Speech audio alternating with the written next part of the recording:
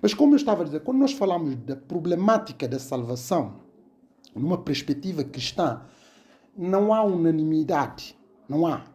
Há várias leituras, várias interpretações, várias mundividências em torno da palavra salvação.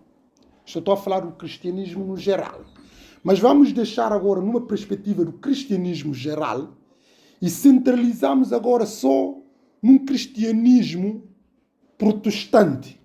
Também não há unanimidade, porque nós quando falamos do protestantismo é um movimento que não teve propriamente um início, embora, do ponto de vista historial, fala-se que deu-se gênese com a reforma protestante. Mas antes da reforma protestante já haviam pessoas também que já protestavam no seio do cristianismo. Mas, antes oficialmente de haver o movimento protestante do século XVI, já havia pessoas que também protestaram contra a Igreja Católica. Até porque esta é a razão pela qual algumas pessoas não se identificam muito de dizermos somos protestantes. Porque protestante, qualquer pessoa que protesta é um protestante. Se agora, espero que tal não aconteça, se um irmão aqui da igreja levanta e contestar as autoridades da igreja, aqui essa pessoa está a ser protestante. Pronto, protestante é um conceito novamente lato sensu. É claro que houve mais ênfase com a reforma protestante, porque a própria igreja católica que deu-nos esse cunho, é um cunho pejorativo. Uma pessoa protestante é uma pessoa que está sempre a contrariar, é a pessoa que está contra a maré, pronto. E normalmente, quando é usado esta catalogação, é para, enfim, desqualificar aquela pessoa que nós estamos a dizer que é protestante. Às vezes temos de ser protestantes, mas nem sempre que devemos estar sempre a protestar. Há coisas que não vale a pena protestar, mas nós sabemos, sobretudo num contexto que nós vivemos hoje em dia, protesta-se por tudo e mais alguma coisa. Vivemos num conceito protestante. Neste caso, as pessoas protestam por tudo e mais alguma coisa. Também que é, enfim, estimulado pela democracia, porque nós sabemos democracia, cada um pode formular a sua opinião e dar a sua opinião, não acontece nada. Na ditadura, enfim, já é diferente, porque, como se diz ditadura, quem protesta pode correr risco de ser preso ou até ser morto por causa de não haver liberdade. Mas essa democracia abre também, pronto, brechas para sermos protestantes. E tanto que, por esta razão, vivemos num conceito de achismo. Cada um acha, cada um tem a sua opinião, cada um formula a sua opinião, mesmo às vezes que não tenha sustentáculo para sustentar, as pessoas dizem tudo e mais alguma coisa, pronto. Logo, mas quando nós falamos do meio protestante, numa perspectiva religiosa também, sobre a salvação, quer dizer, também não há uma unanimidade na forma de conceber isto. O que é a salvação? Quais são as suas implicações? Como é que se alcança? Quais são os seus frutos? Há uma série de divergências doutrinárias. Mas deixamos agora essa coisa de protestante e vamos nos movimentos evangélicos. Quando nós já falamos do movimento evangélico, estamos mais a restringir. Não sei se repararam. Eu comecei do cristianismo, saí do cristianismo, vim para os movimentos protestantes, agora vim com movimentos evangélicos. É claro que nós somos evangélicos, embora também não deixamos de ser protestantes pelos católicos. Aliás, não somos nós que auto-intitulamos somos protestantes. Nós consideramos que somos evangélicos. Mas os católicos dizem que somos protestantes porque protestamos contra a Igreja Católica e houve uma cisão em consequência desse protesto. Pronto. Mas nós, pelo menos, consideramos que somos evangélicos. Nós somos evangélicos. Mas vamos agora mesmo no meio evangélico também. Pronto. Quando digo meio evangélico, naquilo que nós entendemos como cânones centrais, que são doutrinas estruturantes, que nós consideramos que são imprescindíveis para uma pessoa ser considerado filho de Deus e poder entrar no céu.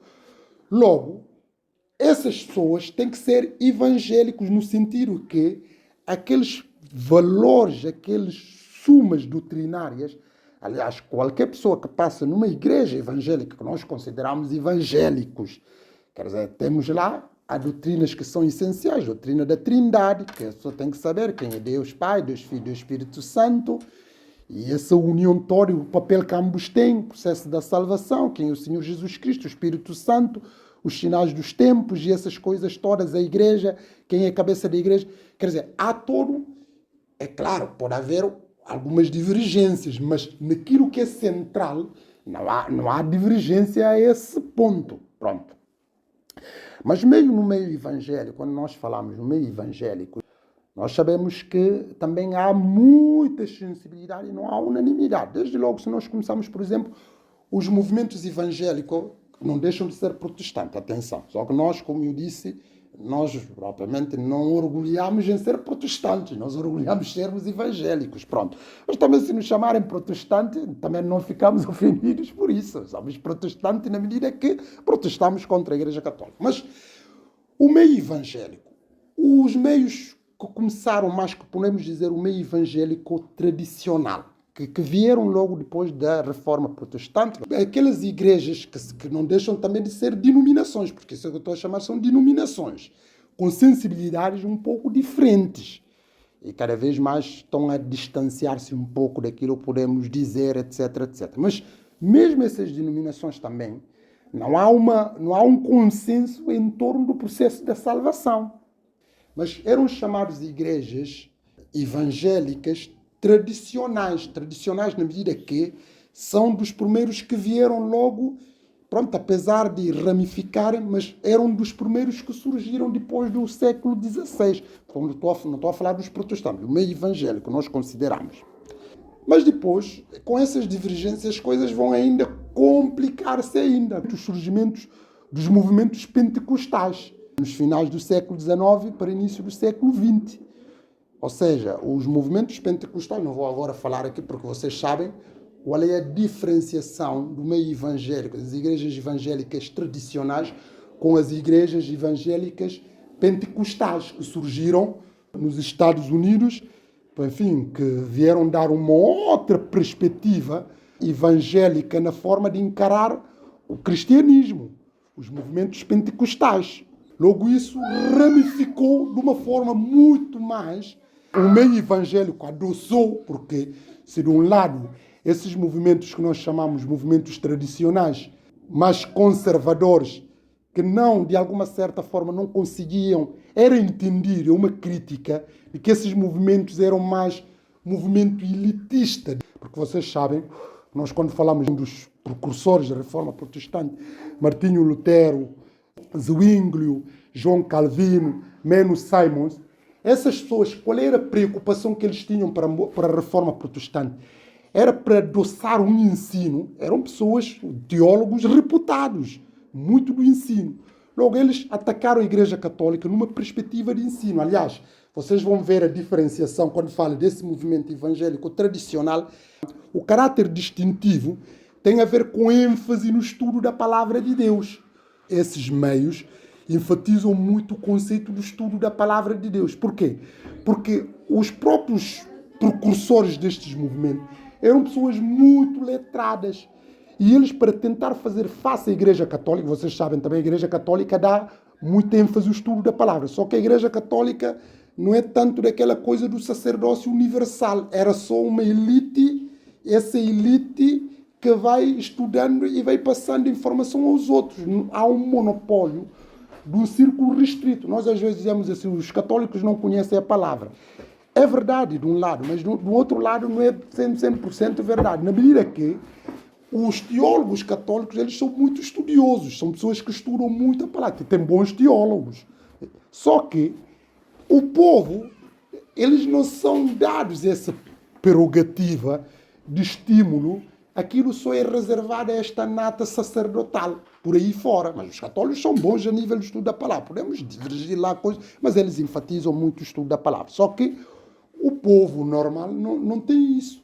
A reforma protestante inicial, o que é que veio dizer? Veio enfatizar o conceito do sacerdócio universal, de que todas as pessoas têm a capacidade de poder interpretar a Bíblia de acordo com a orientação do Espírito Santo.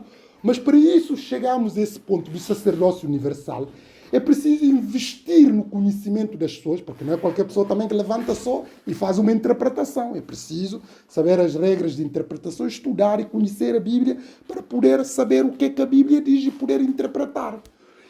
Logo, a ênfase destes movimentos pentecostais no início era muito de estudo. Aliás, vocês veem isso hoje.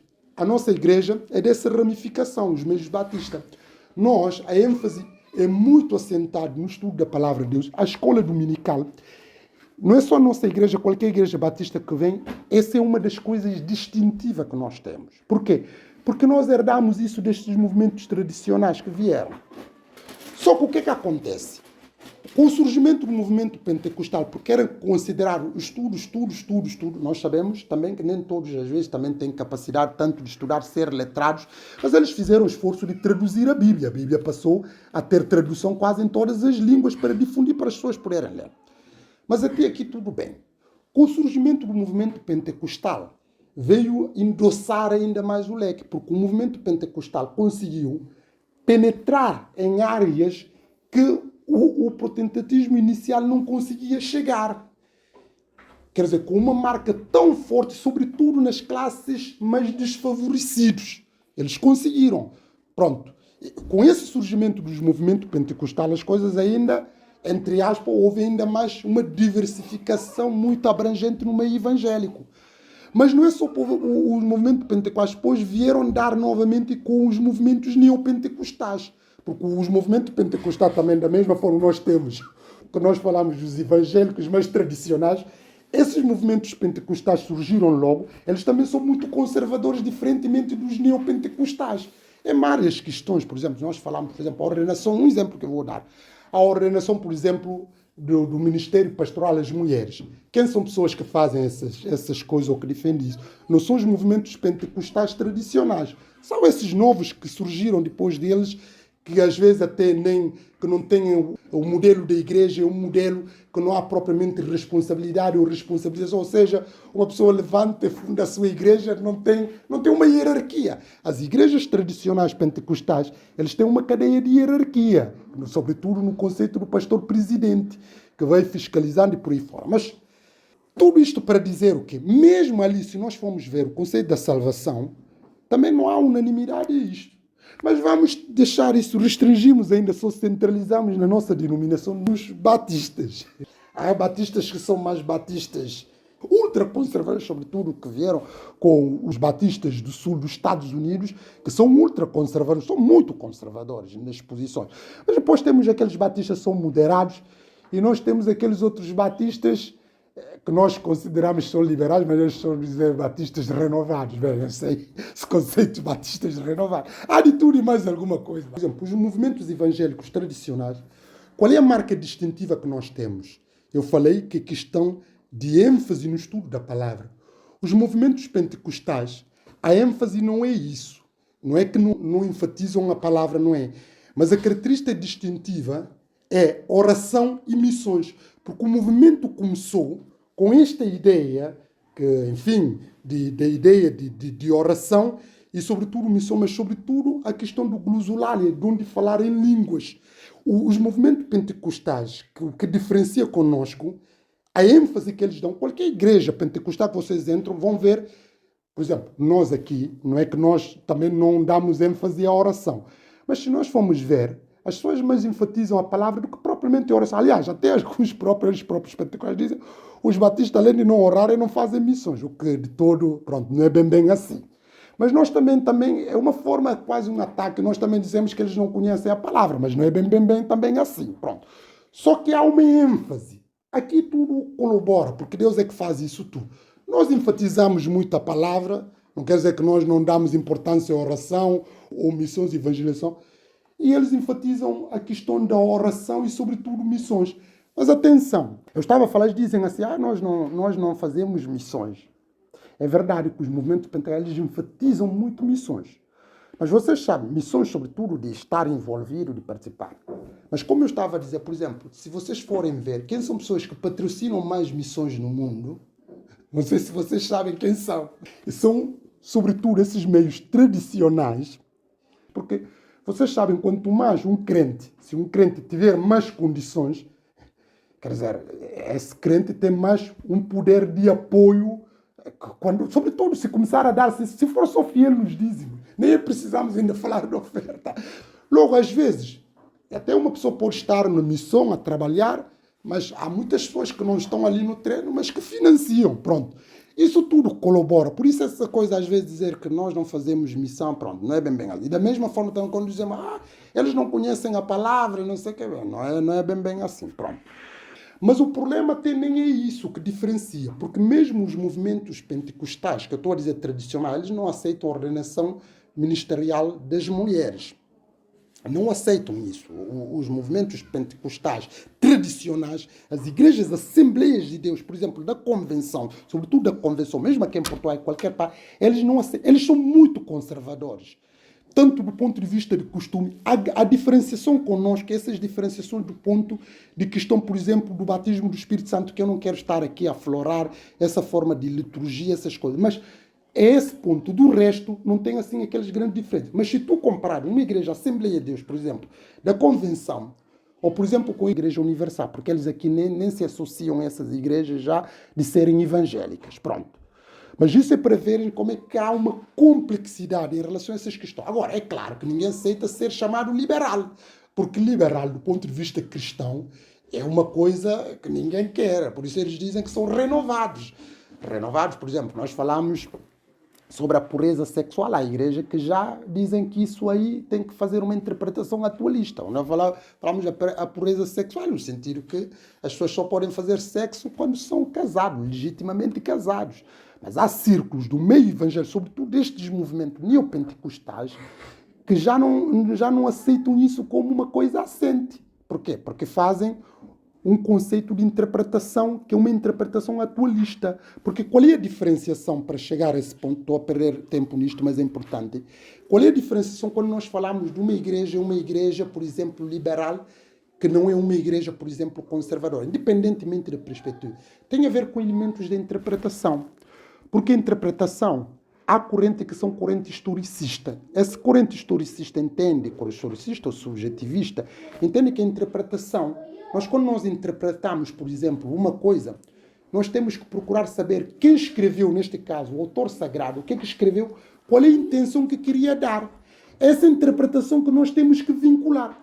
Agora, os que são, por exemplo, mais liberais, eles já não é assim. É que do ponto de vista secular, a interpretação é atualista no conceito que é que a sociedade pensa, por isso faz essa interpretação atualista. Mas para nós, os cristãos não têm que evoluir coisinha, até porque a palavra de Deus é a palavra atual. Porque se nós, o ser humano que fala uma coisa e desatualiza.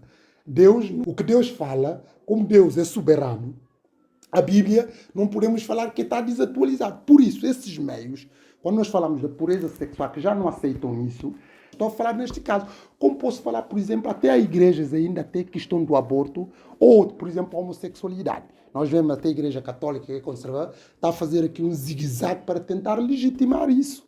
Por quê? Porque há cada vez mais, sobretudo aqui no Ocidente, de que as pessoas, o que conta, Deus ama as pessoas, vão aquela coisa de amor. E aquelas passagens quando ele disse, isso é outra mentalidade do tempo, vamos tentar amar uns aos outros, não odiar. Isso está a passar. E se a Igreja Católica confirmar isso, vai entrar. Aliás, já está nas igrejas evangélicas. Há sobretudo nos países nórdicos, há pastores que são assumidamente lésbicas, homossexuais e mulheres, que estão a exercer e por aí fora. Pronto. Logo, essas interpretações, para nós, quando nós vemos uma pessoa aceitar a homossexualidade, de não concordar com a pureza sexual, de entender que, por exemplo, uma mulher em determinados casos pode fazer aborto. Por exemplo, em caso da violação, um exemplo, as pessoas podem dizer que a mulher pode fazer aborto nestes casos. Estás a perceber? Porquê? Queiramos ou não, a sociedade que nós vivemos vai influenciando direta e indiretamente a nós. Estás a perceber? Logo, quem defende essas posições, nós entendemos que essa pessoa não estamos a falar que está a renovar, não está a renovar, está a ser liberal. Há pessoas que são mais liberais. Quem é liberal aceita tudo e por aí fora. Pronto. É mais nesse sentido que eu estou a tentar aqui fazer a diferenciação. É importante dizer isto para chegar a que conclusão? Quando nós falamos da salvação, a salvação é um requisito importantíssimo para nós podermos pertencer filhos de Deus. Mas se eu perguntar aqui como é que nós podemos ser salvos? Nós podemos ser salvos mediante a ação do Senhor Jesus Cristo, mediante aquilo que o Senhor Jesus Cristo fez por nós. Mas se nós entrarmos assim, como é que depois isso se consegue? Também, como se diz, a doutrina não é unânime. há novamente uma grande divergência. Porque há pessoas que entendem que a salvação, não vou agora aflorar isso, que a salvação, pronto, a salvação é uma coisa extremamente restrita, que Deus, na sua predestinação, escolhe exclusivamente algumas pessoas para serem salvas, ponto final. Não interessa os outros, não sei o que, Deus é que faz essa discriminação, neste caso eles dizem discriminação, embora não é negativa, atenção. Nós sabemos que a discriminação já por si, às vezes quando dizem discriminação pode parecer que é uma coisa negativa. Há casos que é negativa, mas em muitos casos, às vezes, não é negativo discriminar.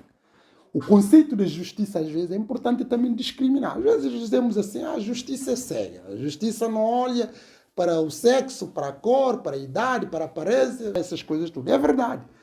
Mas a justiça não pode ser cega, porque se a justiça for realmente cega 100%, vai ser também uma injustiça. A concepção da justiça é tratar todo mundo por igual, mas tratar também o que é desigual de forma desigual, o que é igual de forma igual. Logo, a justiça também faz discriminação, logo essa discriminação positiva, no sentido que visa controlar, acabar com alguma desigualdade. Mas o que eu estava a dizer, essa coisa de dizer a salvação, Deus é que escolhe, Deus discrimina. E pronto, essa discriminação não dizem que é negativa, é uma discriminação, pronto, positiva. Mas há outros que entendem, não, salvação é para todos, só aqueles que são salvos, aqueles que se esforçam para ser salvos, etc, etc. Ou seja, a questão da salvação, uns põem centralidade em Deus, outros põem nos homens, outros põem não sei o quê. Claro que ninguém anula a ação de Cristo, mas vão fazendo interpretação comparativamente diferente da forma como isso opera.